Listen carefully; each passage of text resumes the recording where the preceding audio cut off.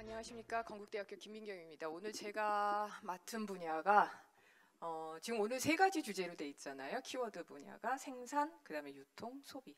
앞에서 소비를 말씀해 주셨고요. 저는 유통 그 중간 단계인 생산과 소비의 중간 단계인 유통 파트를 얘기를 하려고 하는데, 유통이 여러분도 아시다시피 어마무시하게 넓습니다. 그래서 유통을 제가 한 세 가지 정도로 나눠서 좀 말씀을 드리려고 해요. 생산에 가까운 유통, 그리고 정말 도매 단계 유통, 그리고 소비자에 가까운 유통, 이렇게 세 가지로 말씀을 드릴 텐데요. 자, 오늘 하다가 보니까 네, 여기 있습니다.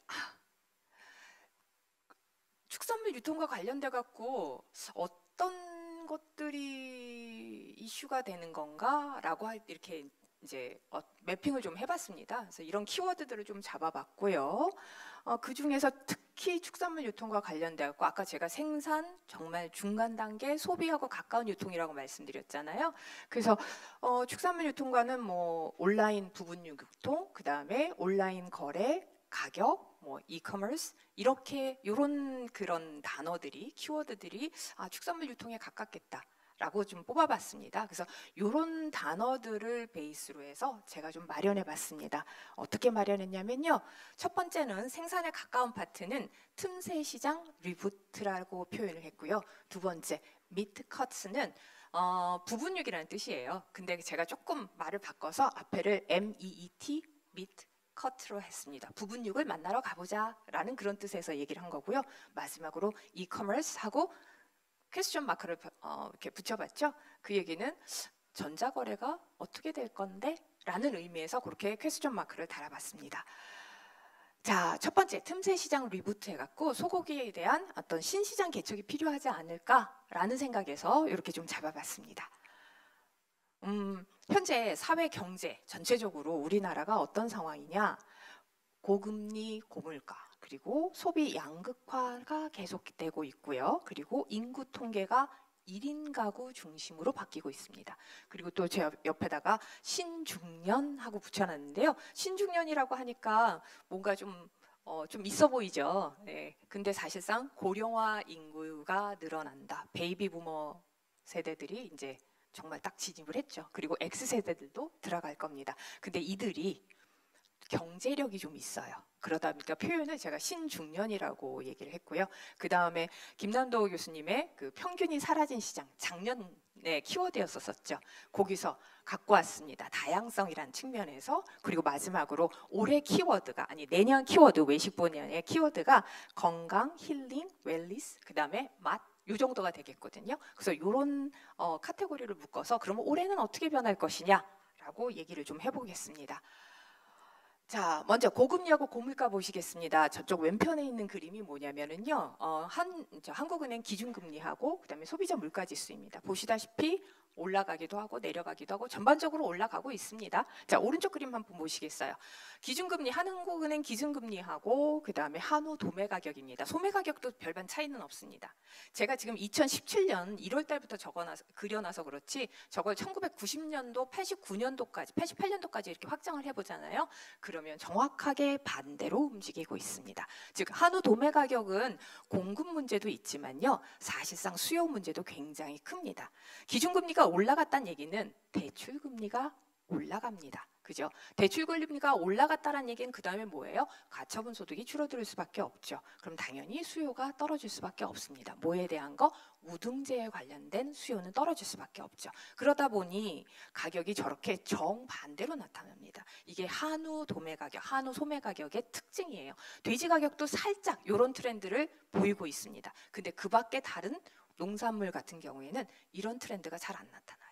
그래서 한우는 굉장히 수요가 중요하다, 소득이 중요하다, 경기 형태가 굉장히 중요하다는 얘기를 가지고 그 베이스를 깔고 시작을 하겠습니다.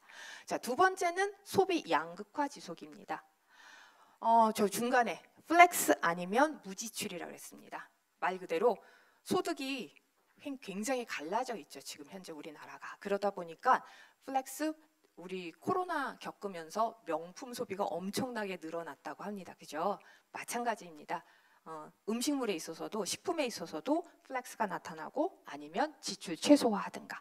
오른쪽에 소비자 심리지수라고 해놓은 거 CCSI를 보시게 되면은요, 최근에 2023년 9월 달부터 100 이하로 떨어집니다. 그 얘기는 뭐냐? 지출을 안 하고 싶다. 소비 심리가 확 줄어들었다. 그런 얘기죠. 그래서 이렇게 좀 소비가 계속해서 양극화되고 있다라는 걸 좀 말씀을 드리고 싶고요.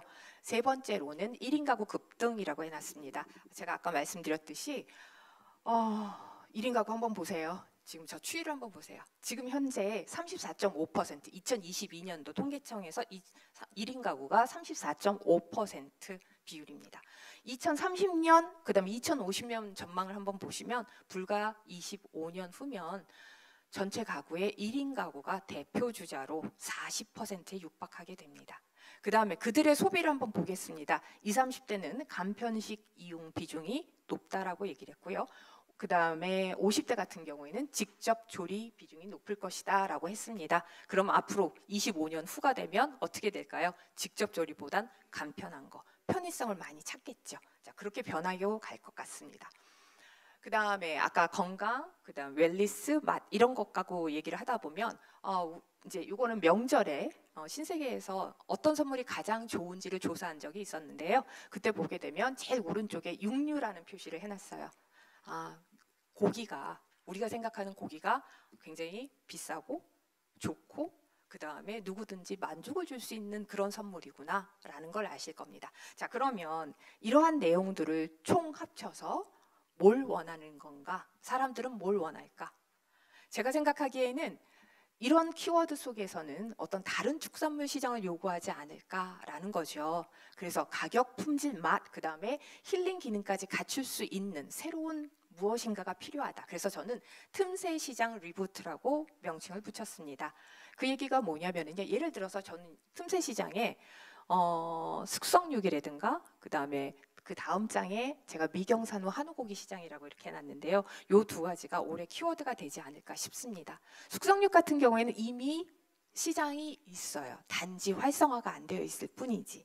그래서 숙성육 같은 경우에는 보시다시피 제가 중간에다 적어놨죠. 육질이 연하고 그 다음에 풍미와 육즙이 풍부하다. 숙성이 잘 됐을 경우에.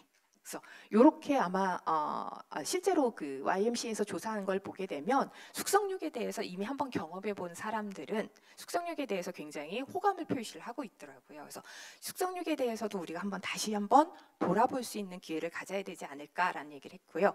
그 다음에 미경산후 한우고기 같은 경우는 요거는 여러분도 아시다시피 어떤 수급 조절을 위한 어떤 정책의 일환에서 시작을 했다고 저는 일환에서 시작했고요. 자, 근데 얘가 그렇다고 정부가 수급 조절을 위해서 미경산후 한우를 민다고 해서 소비자가 받아들이지 않으면 그만인 거잖아요. 근데 소비자가 받아들일 것 같다라는 거죠. 왜냐하면 이미 한우 암소고기 시장이 크지는 않지만 좀 형성이 돼 있기도 하고 그 다음에 사양 관리가 잘 된 미경산후 같은 경우에는 중간에 써놨듯이 육질이 연하고 육즙이 풍부하다고 합니다. 그래서 이런 것들이 어떤 사양 관리만 잘 된다라는 조건 하에서 농가들한테는 어떤 소득의 그 또 다른 그런 지원책이 될 수도 있겠다라는 생각도 들고요. 그다음에 소비자들이 원하는 그러한 방향 시장이 만들어질 수 있지 않겠느냐 해서 이렇게 두 가지로 틈새 시장을 좀 만들어봤습니다. 자, 그 다음번에는 미드컷에서 부분육을 좀 만나보자라고 해서 진짜 중간 도매 이를 좀 얘기해 보려고 하는데요. 우리는 이미 알고 있습니다. 저쪽 후방부 산업에 대해서요. 그래서 뭐 직매, 경매 얘기 엄청 많이 하죠. 근데 반대로 이 부분 지금 소비자에 가까운 전방 단계에서는요. 부분육으로 움직이고 있다고는 하는데 정말 뭐가 어떻게 돌아가고 있는지는 잘 모르거든요. 그래서 이 부분을 한번 파헤쳐 보자라는 생각이 듭니다. 여러분 여기 앉아 계시는 여러분도 아실 텐데요. 옛날에는 왜 중도메인이 지육을 이제 정육점에 이렇게 납품을 하는데 요즘에는 옛날 같았으면 이제 주는 대로 받았죠. 근데 정육점에서 요즘 같은 경우에는 부분육을 아예 요구를 한다고 그러더라고요. 본인들이 원하는 부위를.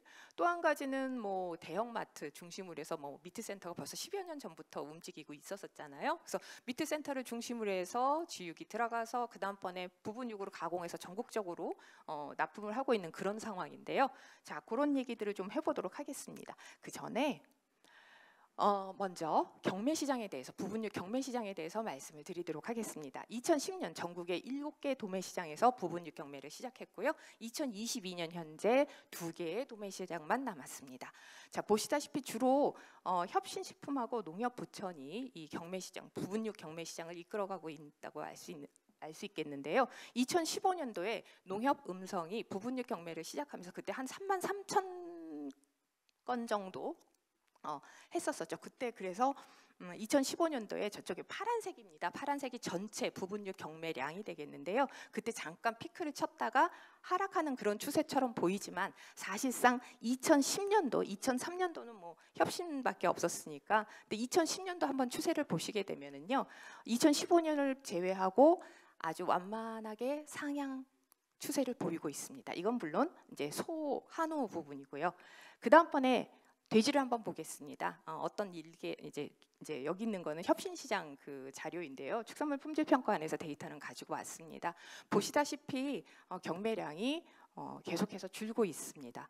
부분육 이제 돼지 같은 경우에는 주로 삼겹살만 경매를 하고 있는데 그 돼지가 소고기에 비해서 부분육 경매가 적게 일어나는 이유는 한 3가지 정도로 추려볼 수가 있겠더라고요. 그 도체 자체가 작으니까 처리가 좀 상대적으로 용이하기도 하고, 그 다음에 소고기처럼 품질이 이렇게 다양하지가 않다 보니 삼겹살 위주로 좀 된다고 얘기를 하고요. 마지막으로는 도체 물량이 워낙 많아서 부분육 물량이 워낙 많아서 소고기하고 비교를 해갖고, 그래서 물량을 경매 때문에 왔다 갔다 이렇게 유통하는 게 굉장히 번거롭고 비용이 많이 든다고 합니다. 그러다 보니 상대적으로는 좀 소고기보다는 경매가 좀 하락하는 그런 추세를 보이고 있는데요. 지금 이런 거 이렇게 2가지 한우나 그 다음에 돼지의 그 부분육 경매를 보시면 뭐라는 거지? 아까 부분육은 되게 뭐 시장이 커지고 있다는 듯이 얘기를 했는데 경매 시장 자체로는 그렇게 커지고 있는 게 아니잖아 라고 말씀을 하실 겁니다. 그래서 정말 좀 활발하게 움직이고 있는 부분을 제가 보여드리려고 합니다. 자, 축산물 도매 단계 온라인 유통입니다. 이거는 주로 민간 기업에서 주도를 하고 있죠. 첫 번째로는 뭐 여러분 아시다시피 미트프렌즈라든가 미트박스가 어떤 그 축산업계 그 축산 유통업계 그 이제 공급자들하고 같이 시작을 한 미트프렌즈가 있고요. 주로 도매를 하죠. 근데 최근에는 제가 여기 윗부분에 썼듯이 B2B에서 최근에는 전부 다 D2C로 바뀌고 있습니다. 즉 다이렉트 컨슈머 해갖고 정말 도매 단계에서만 끝을 내는 게 아니라 직접적으로 소비자하고 만나고 있다라는 거죠. 그 다음번에 한번 보겠습니다. 그 다음번에 태우마소. 첫 번째 온라인 경매를 했던 지육 경매몰을 개설했던 그런 업체이죠. 자, 그 부분 그 태우마소도 최근에는 D2C까지 확장을 했습니다. 그 다음번에 보겠습니다. 보시다시피 금천을 제외하고 나머지 협신도 그렇고 농협 라이브러리도 그렇고 모든 업체들이 도매에서만 머물지 않고 D2C를 하고 있습니다. 이렇게 확장되고 있었고요. 실제로 한 40여 개 정도가 이렇게 온라인 자사몰을 운영을 하고 있고요. 도매 단계에서는 굉장히 활발하게 움직이고 있습니다. 자, 그러면 제가 저기다가 써놨습니다. 현재 높은 그러니까 부분육 경매 시장이 진입 장벽이 좀 높죠. 그러다 보니까 경매 시장, 부분육 경매 시장으로는 그렇게 활성화돼 있다라고 볼 수 없습니다. 그런데 도매 단계에 있는 부분육 수요는 증가하고 도매 단계 부분육 공급과 그 수요가 서로 미스매치가 되고 있는 상황인 것 같습니다. 그래서 정부에서도 밀고 있는 게 뭐냐? 부분육 온라인 경매 플랫폼이 되겠는데요. 최근에 11월 30일 날 농산물 온라인 도매 시장이 이제 개통이 됐잖아요. 세계 최초 하면서 이렇게 홍보를 하더라고요. 아마 그 폼 안에 들어가면 좋지 않을까라는 생각을 해보는데요. 이때 부분육 온라인 경매 플랫폼은 기존에 있는 부분육 도매 시장과는 온라인 플랫폼하고는 좀 달라야겠죠. 어떻게 해야 되느냐? 제가 생각하기에는 저 밑에 제일 마지막에 적어놨습니다. 이때는 상대 거래 혹은 수의 매매 형태로 이 플랫폼이 운영이 돼야 공급자도 그다음에 수요자도 좀 더 편하게 거래를 할 수가 있지 않을까 싶습니다. 그다음에 그 옆에 발주 경매 형태가 들어가야 되지 않을까 싶습니다. 이게 그래도 온라인 경매 플랫폼입니다. 경매가 수의 매매만 들어가면 경매가 필요 없겠죠. 그래서 발주 경매라고 하는 건 말 그대로 발주자가 경매를 할 수도 있는 거고요. 수요자가 어떤 특정한 그런 그 부위를 요구를 한다라면 공급자들은 가격을 몇 명의 공급자들이 이제 가격을 이제 부르는 거죠. 그 중에 수요자는 적당한 가격을 자기가 선호하는 그 제품의 적당한 가격을 딱 잡아서 마치 옥션처럼 작은 옥션들이 계속 일어나는 거죠. 그런 것들을 보고 발주 경매라고 하는데 그런 형태로 움직여야 뭔가 기존의 부분육 경매와는 차별이 되지 않을까 싶습니다. 그래서 이런 형태가 2024년도에는 일어나지 않을까 싶습니다. 마지막으로 이커머스라고 해서 전자거래와 관련돼서 말씀을 좀 드리겠습니다. 자, 이거는 농진청 자료로 제가 분석을 해놓은 건데요. 제일 윗부분이 2022년도 쇠고기 온라인 구매량이고요. 바로 밑에가 2021년도입니다. 보시다시피 제일 밑에서부터 2021년도까지는 부분육이 아니라 쇠고기 온라인 구매가 그렇게 크지 않았어요. 그런데 2021년과 가장 윗부분에 2022년도는 확연하게 온라인 구매가 올라갑니다. 그런데 보십시오. 지금 이거는 축산물품질평가원의 소비자 패널을 가지고 제가 도식해 본 건데요. 쇠고기 온라인 구매량 비율을 보시게 되면 2021년과 2022년의 그 차이만큼 그런 걸 우리가 기대하게 되잖아요. 근데 보시다시피 별로 정체인가 별로 안 올라갔네. 그런 생각이 드시죠. 네. 그다음 걸 한번 보시겠습니다. 계속 축평원의 그 소비자 그 패널 자료입니다. 제일 오른쪽에는 한우고기 그 구매 비율입니다. 한우고기 구매 비율은 거의 한 4% 정도 올라갔어요. 그런데 오른쪽에 한우 온라인 구매 비율, 전체 쇠고기 구매 중에 한우 온라인 구매 비율을 보시게 되면 올라가기는 올라갔습니다. 근데 그렇게 크다라고 볼 수는 없겠죠. 가장 오른쪽에 한우 구매량 대비 한우 온라인 구매 비율을 한번 보세요. 이것도 그렇게 많이 올라가지 않습니다. 그러면은 한번 이런 것들을 좀 분석해 볼 필요가 있는데요. 왜 온라인으로 구매해? 어떤 이유에서? 라고 본다면 장보기가 편해. 판매 가격이 괜찮은 것 같아. 라고들 얘기를 하셨습니다. 또 품질이 좋을 거라고. 농진청 제일 앞에 보여드렸던 농진청 자료가 2021년에서 2022년 올라간 이유가 사실상 온라인을 구매하다 보니 소고기도 온라인으로 구매할 만하네. 품질이 괜찮네. 라고 하는 거죠. 가격도 좋아. 그러면서 올라갔거든요. 근데 여기도 마찬가지예요. 근데 한번 보시죠. 제가 빨간색으로 표시한 부분을 보게 되면요. 2022년이 저 오렌지 색깔이고요. 2023년이 파란색입니다. 보시게 되면 빨간색으로 한 부분이 편의성이라든가 즉 장보기가 편리하다. 그 다음에 품질이 좋다와 관련된 것은 2023년에 다 떨어졌습니다. 반면에 녹색으로 표시한 부분이죠. 판매 가격이 저렴하다든가 그다음에 원산지에 대한 신뢰도가 좋다라는 것은 다 상향으로 움직였습니다. 자, 쇠고기 봤습니다. 돼지고기도 한번 보겠습니다. 돼지고기도 마찬가지로 2021년과 2022년 농진청 소비자 패널 자료를 이용했을 때 급격하게 뛰는 걸 보실 수 있습니다. 축산물품질평가원 자료 2022년과 2023년을 보시게 되면은요, 돼지고기 온라인 구매가 급격하게 떨어집니다. 근데 왜 축평원은 21년 자료가 없냐고요? 2021년 7월 달부터 시작을 해서요.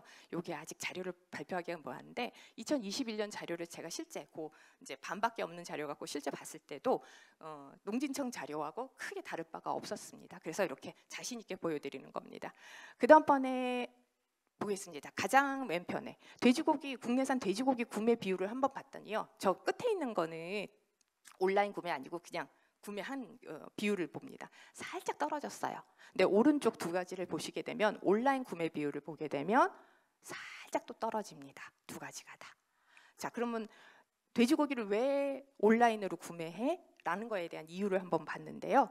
보시게 되면 장보기가 편리하다. 그 다음번에 판매 가격, 그 다음에 품질 이런 얘기들을 하셨습니다. 자, 녹색으로 표시한 거는 그런 그 원인이 좀 상향된 거, 빨간색으로 표시한 거는 하향된 것. 2022년과 2023년을 비교했을 때요.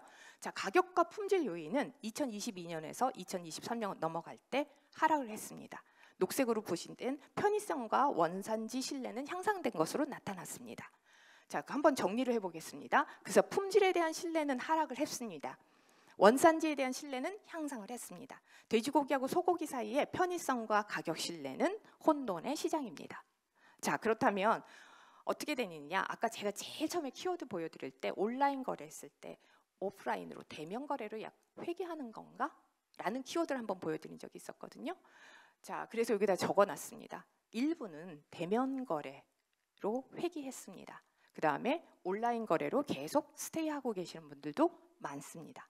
자, 앞으로는 어떻게 될 것이냐? 제가 물리의 그 운동의 법칙 3가지 중에 여기 딱 어울리더라고요. 그래서 2가지를 먼저 적었습니다. 대면 거래 일부는 회귀한다라는 건 작용 반작용에 의한 게 아닌가. 그 다음번에 관성의 법칙에 의해서 온라인 거래를 하던 사람은 계속 온라인 거래를 하는 게 아닌가라는 생각이 들었고요. 그럼 마지막 가속도가 하나 남죠. 자, 가속도에 대한 준비를 좀 보겠습니다. 실제로 아까 그 권 박사님이 그 식사 격차라는 얘기를 했었잖아요. 그게 이제 소비 양극화에서 오는 연결되는 그런 개념인데 보시다시피 간편식조차도 이렇게 진화를 했습니다. 이렇게 진화한다는 얘기. 그 다음번에 여전히 간편식은 HMR 같은 경우에는 어떻습니까? 쉽게 손쉽게 간편하게 먹을 수 있고 저렴한 가격으로 먹을 수 있게끔 여전히 공급이 되고 있고요. 하지만 극단적으로 좋은 품질과 높은 가격으로 HMR이 공급이 되고 있습니다. 이렇게 소비 양극화가 일어나고 있고요. 자, 그 다음번에 대형마트 온라인 판매 채널 다각화 이 문제를 잠깐 보겠습니다. 가속도 준비로 인해서. 자, D2C가 확대되고 있고요. 자사 온라인몰을 계속해서 육성하고 오히려 이커머스하고 조금 이렇게 이커머스 기업과 좀 멀어지는 그런 식품업체, 제조업체들이 좀 발생을 했죠. 자, 이커머스 기업과 공조하는 것도 판매 채널의 다각화 현상입니다. 그래서 이런 형태로 대형마트는 준비를 하고 있고요. 자, 이커머스 기업과 제휴한다라는 측면에 있어서 얼마 전에 소비자 공익 네트워크에서 발표한 게 있었죠. 농축산물 거래는 쿠팡이 가장 높고 그 다음에 네이버 쇼핑이 2번째로 높더라라는 얘기를 발표를 했습니다. 요거는 농축산물을 다 합쳐서 얘기를 했기 때문에 축산물만은 따로 없더라고요. 근데 그래서 좀 아쉽기는 한데 그래도 좀 쿠팡이 좀 이커머스 기업 중에서는 축산물 온라인 거래에 있어서는 좀 대세인 것 같습니다. 자, 특히 이커머스 기업들이 그럼 무엇을 준비하고 있느냐? 배송 시간 단축이라든가 포장 기술, 그다음에 판매 소비 기한을 연장함으로써 온라인 거래를 더 활성화시키고 있다라는 거죠. 그 다음번에 그러면 이렇게 가속도 요인을 보시게 되면 인구 통계 변화, 신중년, 그다음에 편의성, 아까 분초 사회를 얘기를 하셨었어요. 그래서 분초 사회, 디토 사회, 그다음에 버라이어티 가격 전략 등으로 해서 우리는 축산물 온라인 거래 수요가 그러면 앞으로도 어떻게 할까? 상승할 것 같다라는 거죠. 예.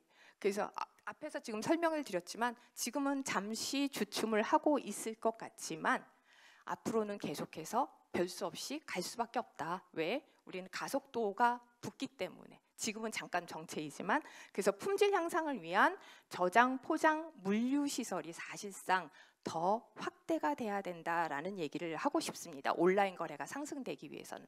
저게 사실은 저 물류 시장 기반이 확충이 되지 않으면 온라인 거래가 그렇게 올라갈 것 같진 않아요. 단기간에. 2024년도에는. 하지만 그 다음부터는 조금 더 올라갈 수밖에 없지 않을까라는 생각을 합니다. 네, 제가 준비한 건 여기까지입니다. 감사합니다.